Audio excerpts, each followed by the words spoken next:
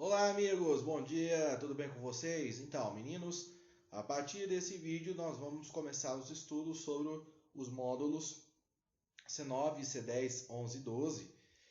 Módulos esses que trabalham basicamente a presença francesa no Brasil colonial, a presença holandesa e o processo de expansão do território brasileiro, né? Nós temos esses três principais eixos temáticos que nós vamos abordar nesse vídeo. Vocês obviamente perceberam que eu pulei o módulo B, né, que é sobre medieval. A gente vai voltar nele mais adiante e vamos também trabalhá-lo, tá? Mas resolvi então começar o nosso conteúdo do segundo semestre propriamente dito, tendo em vista que na aula passada a gente fez o processo de revisão de conteúdos, né, nas duas últimas aulas praticamente nós estamos trabalhando essa questão da revisão. E a partir de agora nós vamos aí sim, né, dar início aos estudos sobre o Brasil colonial, né? Retomar nossos estudos sobre o Brasil colonial e, consequentemente, voltar as nossas atenções aqui para o período onde o projeto português colonial sofre com essas ameaças de invasão. Tudo bem, meninos? É isso aí. Então vamos lá. Primeiramente nós vamos falar da presença francesa no Brasil colonial. Mas para isso é necessário a gente retomar um pouco da história colonial brasileira, que a gente já trabalhou, né?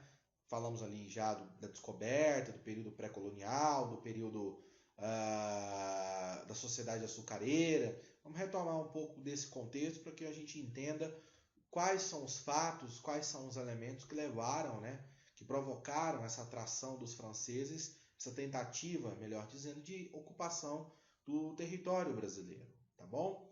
Vamos lá. Bom, a primeira questão que nós vamos observar aqui é o fato de que, desde a assinatura do Tratado de Tordesilhas, lá no século XV, outras nações europeias, no caso a França e a Inglaterra principalmente, não respeitavam, né, os domínios, as determinações desse tratado. Tanto é verdade que o rei da França tinha uma frase que ele gostava muito de usar, que ele não sabia que Adão tinha deixado testamento para os portugueses e os espanhóis, dizendo que o mundo era deles. Então, desde os descobrimentos, a França e a Inglaterra tentam tirar uma lasquinha, né, dos territórios que estavam nas mãos, sob o controle da monarquia da monarquia espanhola e da monarquia portuguesa, né? Enfim, então esse assédio ele era um assédio frequente, tá? Então, apesar de existir um tratado que delimitava as possessões, né, das potências ibéricas, esse tratado nunca foi reconhecido de fato pela França e pela Inglaterra.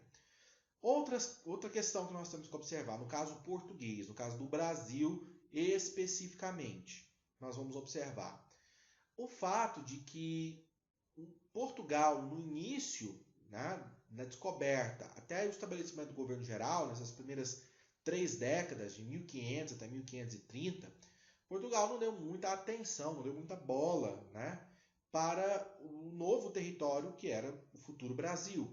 Por que isso não aconteceu, professor? Porque os portugueses não encontraram próximo ao litoral ouro e prata ou qualquer outro produto que a extração e a exploração fosse fácil e que garantisse uma lucratividade alta. Então, o interesse dos portugueses nesse período de 30 anos ainda era justamente o comércio com as Índias orientais, né? O comércio de especiarias do Oriente. Como os portugueses não deram muita moral, né, para os territórios novos aqui na América, obviamente outros países vão se interessar. No caso, primeiramente, a França, né?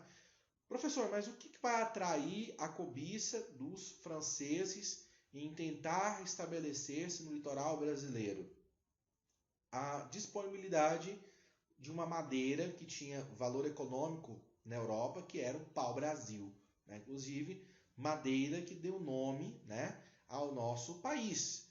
O pau-brasil é uma madeira muito, né, resistente, muito boa para a construção naval, e além disso é uma madeira que era utilizada para a fabricação de corantes para os tecidos, para as manufaturas europeias que estavam crescendo e se desenvolvendo naquele período.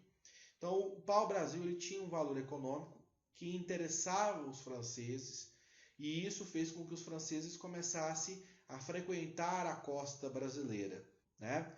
E além disso, se tem um fato associado de que Portugal, por estar ali mais envolvido com o comércio das Índias, né, de especiarias lá no Extremo Oriente, não estava dando muita moral para o território brasileiro. Só que a partir de 1530 isso muda. Portugal diminui as suas operações comerciais no Oriente e se dedica mais à ocupação da sua nova colônia, tendo em vista justamente pelo fato de que se eles não ocupassem, alguém ocuparia, principalmente os franceses que estavam de olho aqui no Brasil. E, inclusive, né, os franceses ocuparam o território brasileiro, uma parte, né, uma parcela do nosso território. Em 1555, um grupo, né, de huguenotes, de calvinistas, são protestantes, né, vindos da França, fugindo dos conflitos religiosos, esse grupo ele se estabelece na região da Baía da Guanabara, onde hoje atualmente é o Rio de Janeiro, né? E se estabeleceram ali, exploraram inicialmente o pau-brasil, mas depois desenvolveram a agricultura e também desenvolveram uma relação muito estreita com os nativos que viviam naquela região, os chamados tupinambás, né?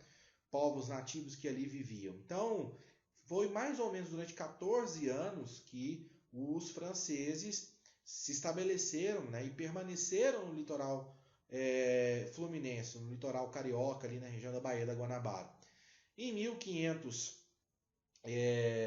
na década de 1560, os portugueses, então, tomaram, né, conhecimento dessa presença francesa e, obviamente, tiveram que reagir a isso, montaram uma esquadra, né, uma expedição guarda-costas, o nome era esse, e enviaram para aquela região sob o comando de Mendes Sá, né, o governador-geral na época, nomeou o comandante para poder expulsar os franceses dali. E aí ocorreu um conflito, né, que ficou conhecido como Confederação dos Tamoios. Os franceses se aliaram aos indígenas, aos tupinambás, contra os portugueses. E só houve, né, uma vitória por parte de Portugal, porque um outro povo indígena, os tamoios, eles apoiaram a presença portuguesa. Os tamoios, que eram inimigos históricos ali dos tupinambás, passaram a apoiar os portugueses contra os franceses e contra os outros indígenas, e aí a guerra foi vencida. Então olha que interessante, você tem uma dinâmica onde os povos nativos eles participam ativamente, né, do processo da guerra entre o colonizador europeu. Então aquela visão, né, tradicional que nós temos, que o nativo ele é uma vítima do processo, que ele não participa, ele é um espectador da história. Lógico que essa visão é totalmente errada. Nós não podemos deixar de considerar que sim, o nativo é, sem dúvida alguma, aquele que sofreu mais com o processo de colonização. Afinal, ele perdeu suas terras, ele teve sua cultura destruída, sua língua, seu hábito de vida, mas a gente tem que sempre lembrar que, na verdade, ele também é um agente histórico. Então, olha aqui, os povos nativos, né, os tupinambás apoiando os franceses e os tamoios apoiando os portugueses, né? E esses dois povos entram em guerra, eram povos historicamente inimigos, entram em guerra e o colonizador europeu usa, né, essa inimizade justamente dentro dessa dinâmica, vamos dizer assim, geopolítica ali. Foi assinado um armistício, os franceses foram expulsos e naquele local, ali na Baía da Guanabara, foi fundado um forte, o Forte de São Sebastião do Rio de Janeiro, forte esse que deu origem à atual cidade do Rio de Janeiro. Então, as origens da cidade do Rio está associada justamente a essa série de conflitos que aconteceram entre portugueses, indígenas, franceses ali no litoral fluminense. Expulsos do Rio de Janeiro, os franceses tentaram então, né, uma nova aventura colonial em territórios brasileiros, né? Essa colônia francesa no Rio de Janeiro, ela ficou conhecida como França Antártica. E depois de serem expulsos, os franceses fundaram no norte do Brasil, na região onde hoje é a cidade de São Luís do Maranhão, a chamada França Equinocial. Então, entre 1612 e 1615, os franceses se estabeleceram ali onde hoje é a cidade de São Luís do Maranhão, que foi fundada pelos franceses. Mais uma vez, os franceses foram expulsos. E aí, definitivamente, eles se estabeleceram no território onde hoje, até hoje, né, é o território francês, que é a Guiana Francesa. Tá? Então, essa presença francesa, né, no Brasil, você viu que ela se arrastou aí durante o século XVI até o início do século XVII, colocando sobre ameaça os domínios portugueses na América. Quase fomos colonizados, né, pelos franceses. Não caia nessa conversa reducionista. Ah, professor, mas se a gente tivesse sido colonizado pelos franceses e não pelos portugueses, a nossa situação seria melhor? Não. Olha, o Haiti foi colonizado pela França e é um dos países mais pobres do mundo, tá? Então, não caia nesse reducionismo. Tudo bem? Então aqui fica um pouco da história da presença francesa no Brasil colonial. Espero que vocês tenham gostado. Qualquer dúvida, a gente vai tirar lá no nosso chat, no nosso encontro via WhatsApp. Beleza? Então, até a próximo vídeo sobre a presença holandesa no Brasil colonial.